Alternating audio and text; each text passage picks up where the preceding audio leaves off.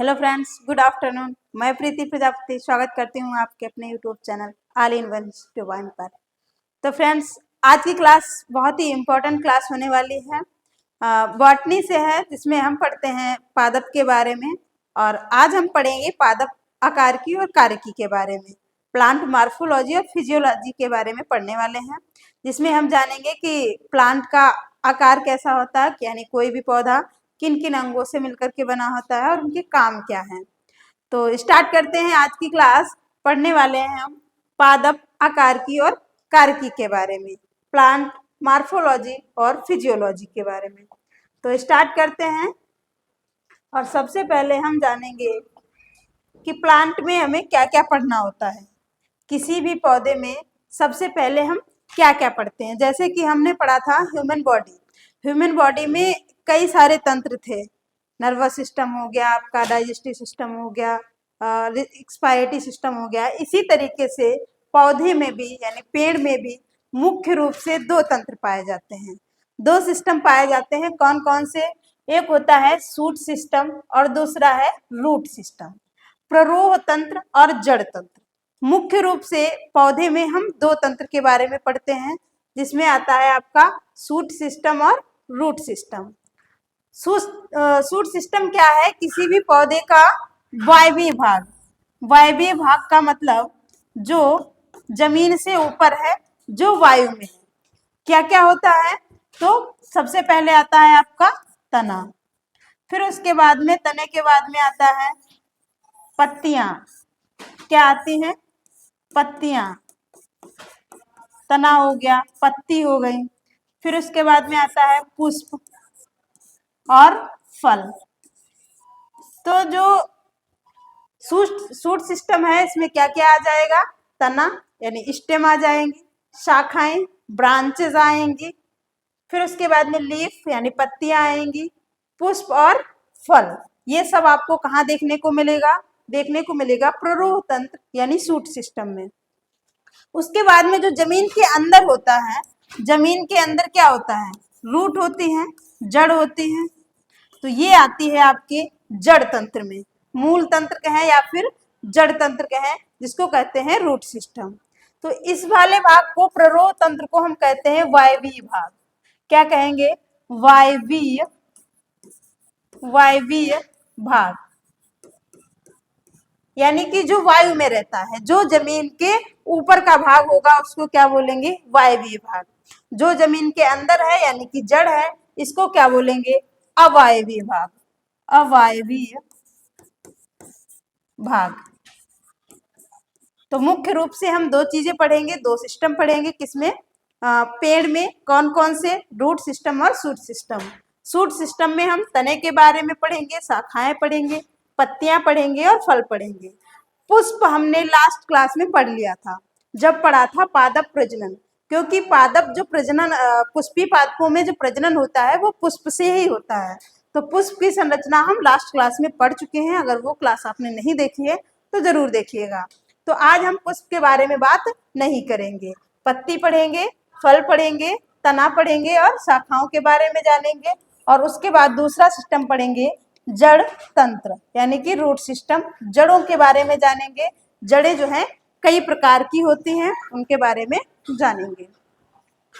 तो एक पॉइंट यहाँ पर याद रखेंगे, अगर पौधा बीज से अंकुरित होता है तो उसको क्या क्या आवश्यक होता है। तो पहला तो हो गया तापमान, कितने तापमान पर वो अंकुरित होगा या जमेगा। उसे पानी चाहिए होगा, हवा चाहिए होगा। तो किसी भी पौधे को अगर बीज पहले अंकुरित कराना है तो उसको तापमान, पानी, हवा की आवश्यकता होगी। मिट्टी की भी आवश्यकता होगी, लेकिन कुछ बीज ऐसे होते हैं जो बीज कोई भी हो, अगर उसको तापमान, पानी, हवा मिल रहा है तो वो अंकुरित हो सकता है। बिना मिट्टी के भी वो अंकुरित हो सकता है, क्योंकि उसको भिगोकर रख देते हैं किसी कपड़े में तो क्या होता है? वो अंकुरित हो जाता है। अब बात आती है कि प्ररोह तंत्र कैसे बनता है और जड़ तंत्र कैसे बनता है। तो कोई भी बीज, मान लिया ये हो गया एक बीज, चने का बीज मान लेते हैं। तो इसमें सबसे पहले क्या होता है? ये आपने मिट्टी में क्या कर दिया? इसको रोप दिया। फिर इसमें से पहले एक ये अंकुरित होना स्टार्ट होता है। क्या होता है? ये अंकुरित होना स्टार्ट होता है और इसमें से एक अंकुरण बाहर निकलता है जिसको हम बोलते हैं प्रांकुर। क्या बोलेंगे? प्रांकुर। और यही प्रांकुर जाकर के जब जमीन के ऊपर आता है तो ये किसका रूप ले लेता है? ये ले लेता है रूप तने का। किसका रूप ले लेता है? तने का। या हम कह सकते हैं कि बीज के प्रांकुर से तने का भाग जो है बनता है, तना बनता है। बीज के प्रांकुर से क्या बनता है? तना बनता है। और यहीं से एक दूसरा भी क्या होता है? दूसरा भी अंकुरण होता है, यानी कि यहाँ से दो तने जैसे निकलते हैं और इसको हम कहते हैं मूलांकुर। क्या बोलेंगे? मूलांकुर। इस भाग को हम क्या बोलते हैं? मूलांकुर। जिससे क्या होता है? इससे जड़ बनती है, मूल बनती है, किसी भी पौधे की जड़ बनती है। तो बीज से दो अंकुरण निकलते हैं। एक होता है प्रांकुर जो कि जमीन के ऊपर जाता है, जिससे क्या बन जाता है? जिससे बन जाता है तना। और दूसरा जमीन के अंदर रहता है जिसको कहते हैं मूलांकुर। इससे क्या होता है? इससे बनती है जड़। इससे बनती है क्या? जड़। तो हम सबसे पहले जड़ के बारे में जानेंगे। जड़ क्या होती है? रूट के बारे में जानेंगे कि रूट क्या है। तो रूट क्या है? पौधे में जमीन के अंदर का भाग होता है, ये आपने अभी देखा। यानी कोई भी पेड़ की जड़ हो वो जमीन के अंदर होती है। सबसे पहले कहाँ होगी? जमीन के अंदर होगी। और किससे विकसित होती है? तो ये मूलांकुर से। किसी भी बीज के मूलांकुर से जड़ उत्पन्न होती है, मूलांकुर से जड़ विकसित होती है।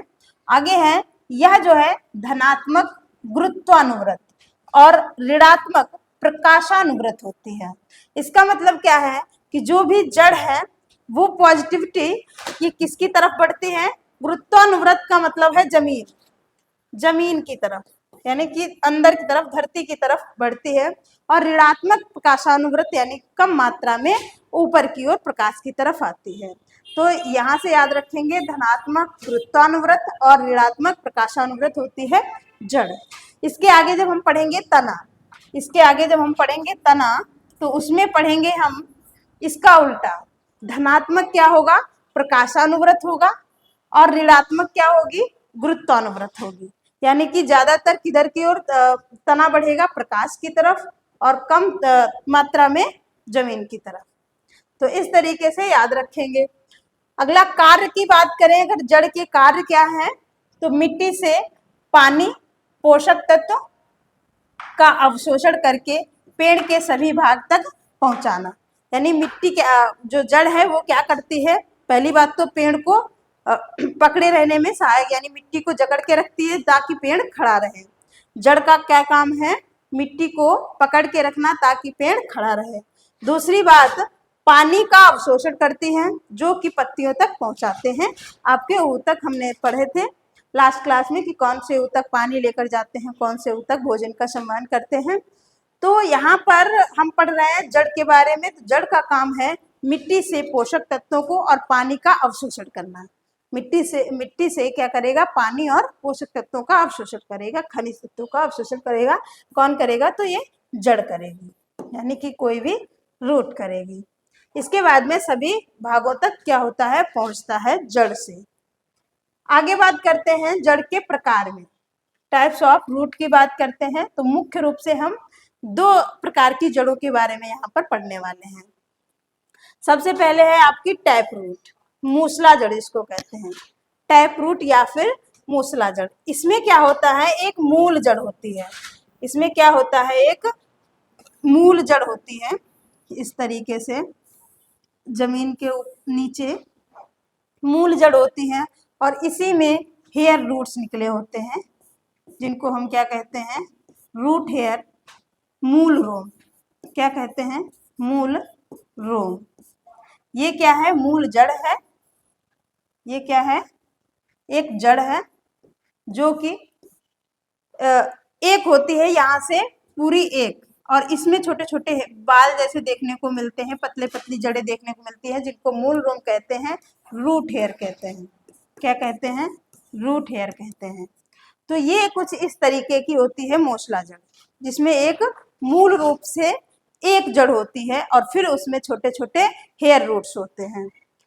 इसके बाद में किसमें किसमें देखने को मिलेगी, तो आपका चना हो गया, मटर हो गई, दालें हो गई या फिर मूंगफली हो गई।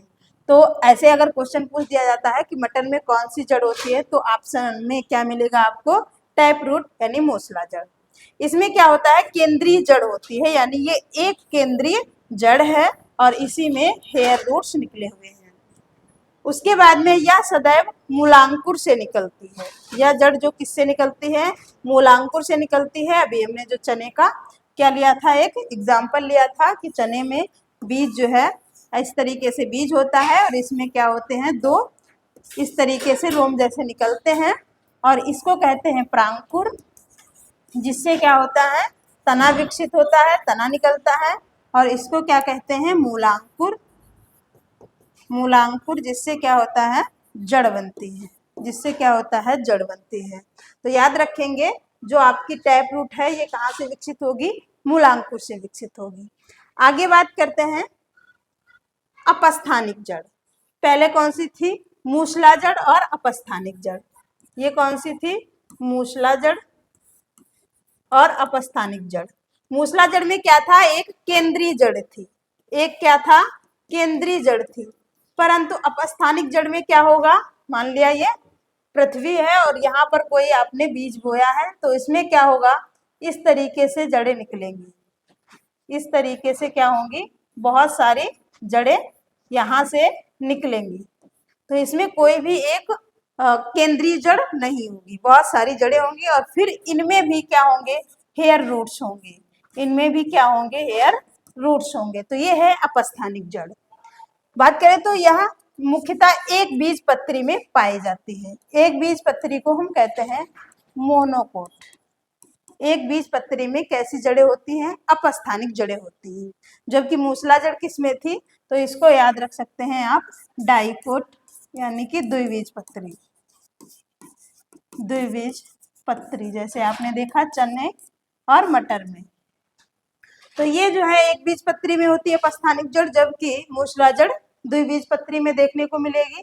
और मूसला जड़ में क्या होता है, एक केंद्रीय जड़ होती है, एक मूल जड़ होती है और इसमें ऐसा कोई केंद्रीय जड़ नहीं होती है। जैसे कि गेहूं, मक्का, चावल, ये कैसे बीज हैं, ये हैं आपके मोनोकोट यानी एक बीजपत्री। कैसे हैं, एक बीजपत्री, एक बीजपत्री। आगे बात करते हैं, तो इसमें केंद्रीय जड़ नहीं होती है। जो अपस्थानिक जड़ है इसमें केंद्रीय जड़ नहीं होती है। आगे बात करें, जैसे गन्ने में फिर क्या होता है, या किसी भी भाग से निकल सकती है। इसमें हमने पढ़ा था कि यह मूलांकुर से निकलती है। किससे निकलती है, मूलांकुर से। जबकि अपस्थानिक जड़ है, किसी भी भाग से निकल सकती है। जैसे कि आप गन्ने में देखेंगे तो कहाँ से जड़ें निकलती हैं, पहले यहाँ तो होती ही होती हैं, साथ ही साथ तने में भी आपने जड़ें देखी होंगी। ऐसे गांठ होती है, नोड जिसको बोलते हैं, और नोड पर भी जड़ें आपको देखने को मिलती हैं गन्ने में। तो ये कौन सी जड़ें हैं, ये हैं आपकी अपस्थानिक जड़ें। और जैसे आपने बरगद में देखा होगा, शाखाओं से, बरगद की डाल में क्या होता है, शाखाओं से इस तरीके से जड़ें निकली होती हैं जो कि जमीन को छूती हैं। बहुत लंबी लंबी जड़ें होती हैं जो कि जमीन को छूती हैं। वो कैसी जड़ें हैं, वो भी अपस्थानिक जड़ें हैं। बहुत ही मजबूत जड़ें होती हैं बरगद की, जो ऊपर से शाखाओं से निकली होती हैं। आगे बात करते हैं जड़ के रूपांतरण। कुछ ऐसी जड़ें हैं जिनको हम भोजन में क्या करते हैं, यूज करते हैं। जैसे शंकुआकार। शंकुआकार जड़ की बात करें तो ऐसी जड़ हमें कहाँ देखने को मिलेगी, आपने खाया होगा चुकंदर। चुकंदर, तो चुकंदर की जो जड़ है वो कैसी है, शंकुआकार जड़ है। कैसी जड़ है, शंकुआकार है। सॉरी, यहाँ पर गाजर, गाजर की जो जड़ है, गाजर, गाजर की जो जड़ है वो कैसी होती है, शंकुआकार होती है। आपने देखा होगा, बिल्कुल इस तरीके से आपको जड़ देखने को, गाजर देखने को मिलती है। और गाजर क्या है, एक तरीके की जड़ है। यानी हम गाजर का कौन सा भाग खाते हैं, तो वो खाते हैं जड़। क्या खाते हैं, जड़ खाते हैं। कुंभी रूपी की बात करें तो इसमें आपका आ जाता है चुकंदर।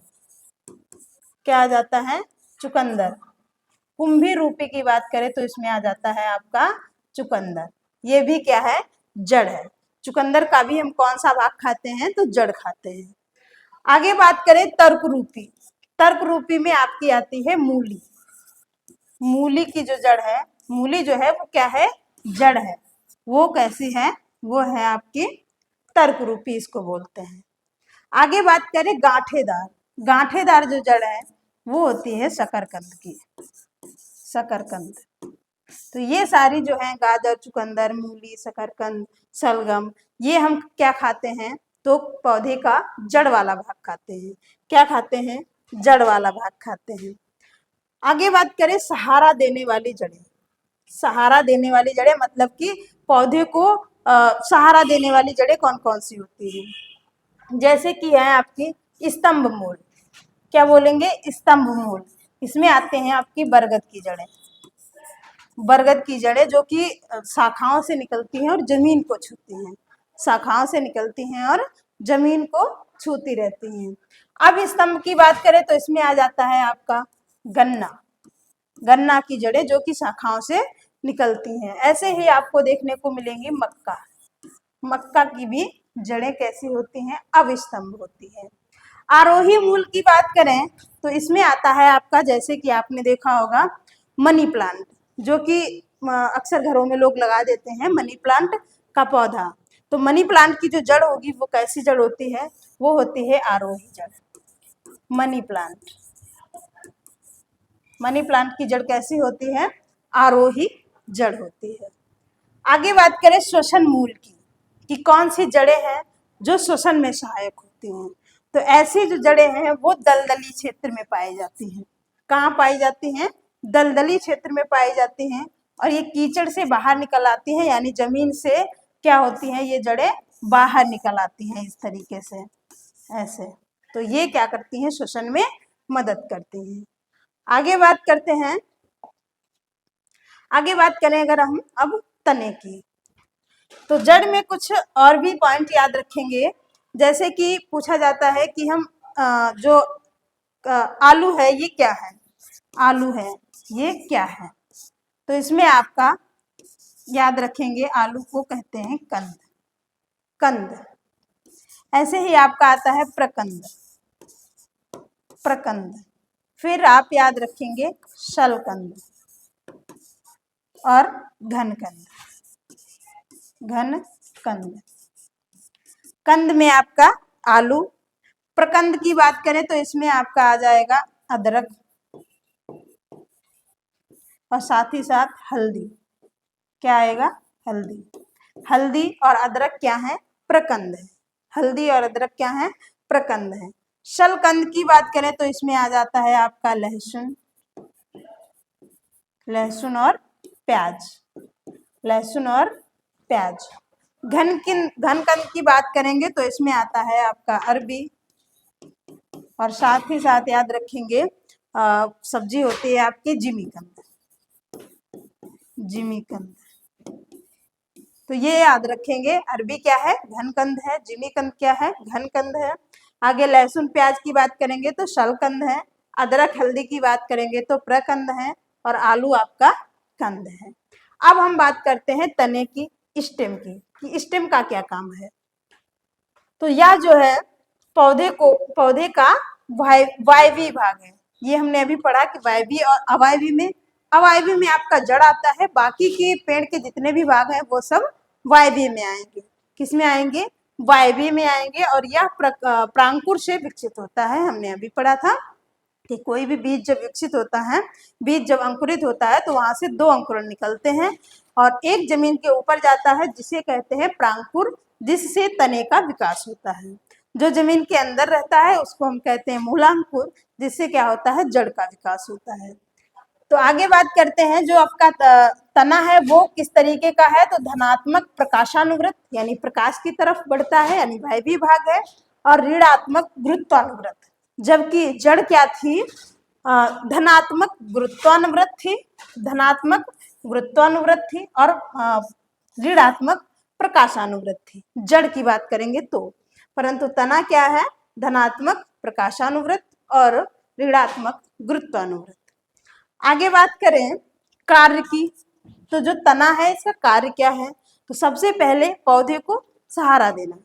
तने का काम क्या है कि पौधे को सहारा देना, क्योंकि सबसे पहले तना ही बनता है, उसके बाद में पत्तियां, शाखाएं, पुष्प और बीज, इस तरीके की चीजें, फल वगैरह बनते रहते हैं। प्रकाश संश्लेषण, प्रकाश संश्लेषी पदार्थ और जल के संवहन में मदद करता है। कोई भी पौधा है उसके जो तना है वो क्या काम करता है, जैसे ये जड़ें हैं और यहाँ क्या है, पत्तियां हैं।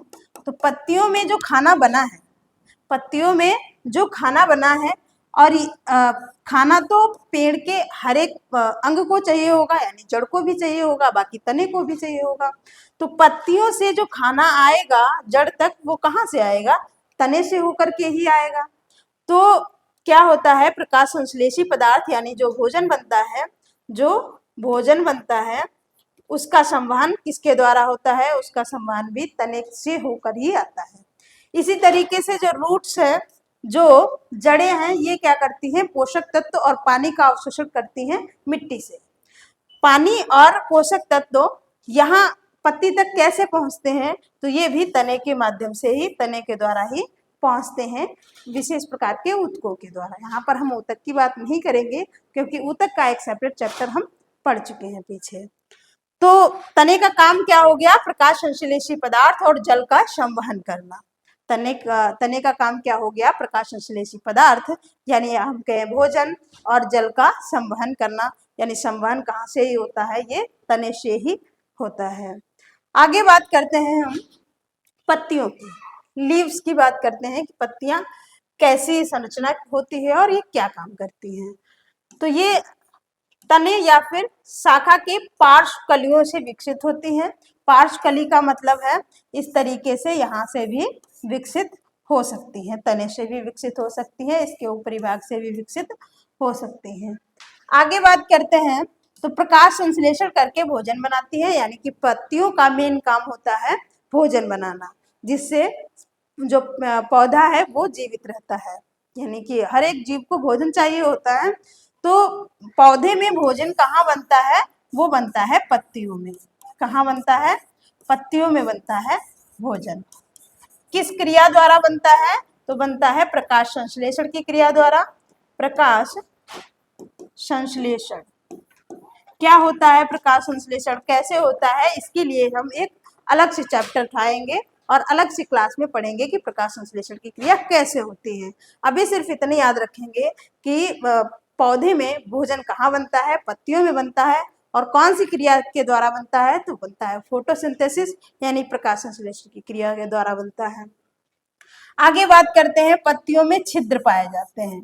पत्तियों में आपने देखा होगा छोटे छोटे क्या दिखाई देते हैं आपको? छिद्र दिखाई देंगे, जिनको हम कहते हैं रंध्र। क्या कहेंगे? रंध्र कहते हैं। स्टोमेटा, स्टोमेटा कहा जाता है, रंध्र कहा जाता है। काम क्या होता है इसका?